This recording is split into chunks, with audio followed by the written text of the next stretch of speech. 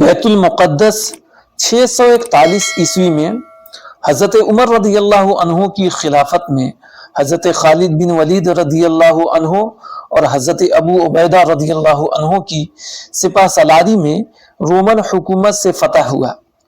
یہ پاک زمین 1099 عیسوی میں مسلمانوں کے ہاتھ سے نکل گئی اور کروسیڈرز کے قبضے میں چلی گئی، جسے صلاح الدین ایوبی رحمت اللہ علیہ نے 1187 عیسوی میں 88 سال بعد پھر سے فتح کیا۔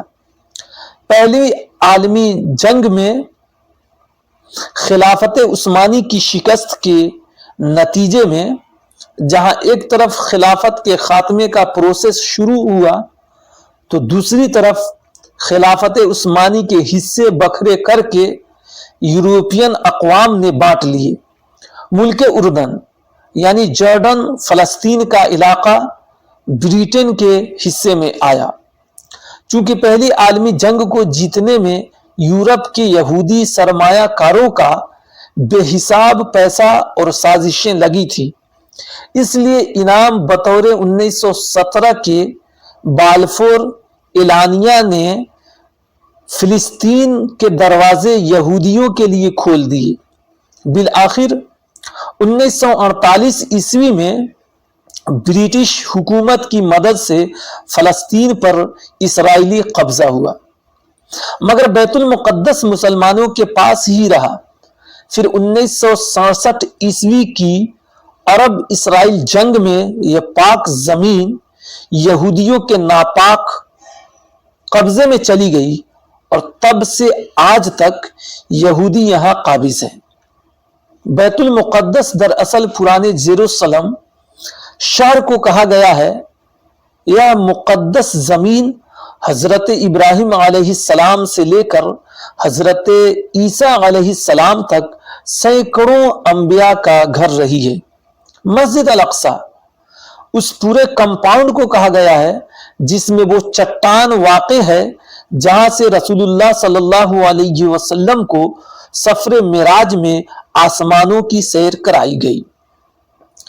اسی چٹان پر آج پیلا گنبد بنا ہے۔ یہ گنبد خلیفہ عبد الملک بن مروان نے تعمیر کرایا تھا۔ اسی کمپاؤنڈ میں ایک مسجد بھی ہے جسے مسجد اقصی کہا جاتا ہے، لیکن قرآن پورے کمپاؤنڈ کو ہی مسجد الاقصی کہتا ہے۔ جس وقت حضور علیہ السلام کو معراج عطا ہوئی اس وقت یہ کمپاؤنڈ رومن عیسائیوں کی حکومت میں تھا۔ یہاں نہ ہی مسجد تھی نہ ہی پیلا گنبد تھا، صرف یہ چٹان تھی اور کمپاؤنڈ کی چہار دیواری کے اندرونی تھوڑے سے حصے پر عیسائیوں نے اپنی عبادت گاہ بنا رکھی تھی۔ سفر معراج کے وقت نہ کوئی مسجد تعمیر ہوئی تھی نہ ہی ہجرت ہوئی تھی۔ مسجد نبوی بھی ہجرت کے بعد تعمیر کی گئی۔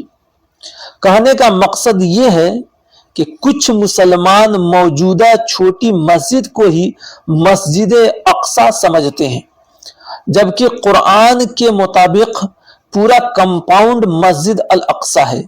اس کمپاؤنڈ میں حضرت سلیمان علیہ السلام کی تعمیر کردہ عبادت خانے کے صدیوں پرانے کھنڈرات تھے جسے عیسائی یہودی ٹیمپل کہتے ہیں۔ قرآن اسے مسجد کہتا ہے، لہذا ہم بھی مسجد ہی کہتے ہیں۔ اس عبادت خانے کو پہلے 567 BC میں عراقی بادشاہ نمرود بخت نصر نے توڑا اور 12 لاکھ یہودیوں میں سے 6 لاکھ کو قتل کیا، باقی 6 لاکھ کو کیپٹیو بنا کر بیبیلون لے گیا۔ 150 سال کی غلامی کے بعد ایرانی شہنشاہ حضرت ذوالقرنین نے بیبیلون پر حملہ کیا تو فتح ہونے پر یہودیوں کو آزاد کر دیا۔ یہودیوں نے حضرت عزیر علیہ السلام کی قیادت میں پھر سے عبادت گاہ تیار کی اور بیت المقدس شہر آباد کیا۔ सन 70 ईस्वी में रोमी जर्नैल टाइटस ने फिर से जेरूसलम पर हमला किया और यहूदियों को मार भगाया। तभी से यहूदियों का डायस्पोरा दौरे इंतशार शुरू हुआ, जो पिछली सदी में ब्रिटिश हुकूमत के जरिए 1948 में खत्म हुआ। सन 641 ईस्वी में जब हजरत उमर के दौरे खिलाफत में यह पाक शहर मुसलमानों के पास आया, तो इस कंपाउंड में एक तरफ हजरत ने नमाज शुक्राना अदा की। इसी जगह पर मौजूदा छोटी मस्जिद बनाई गई थी, लिहाजा इस मस्जिद की अहमियत भी हमारे लिए कम नहीं है। लेकिन याद रखना चाहिए कि पूरा कंपाउंड ही मस्जिद अल अक्सा है। इस कंपाउंड में भी सबसे अहम तरीन हिस्सा वो चट्टान है जहां से हुजूर अलैहिस्सलाम को मिराज पर ले जाया गया। उसी चट्टान पर मौजूदा पीला गुंबद है जिसे कुब्बतुस सखरा कहा जाता है।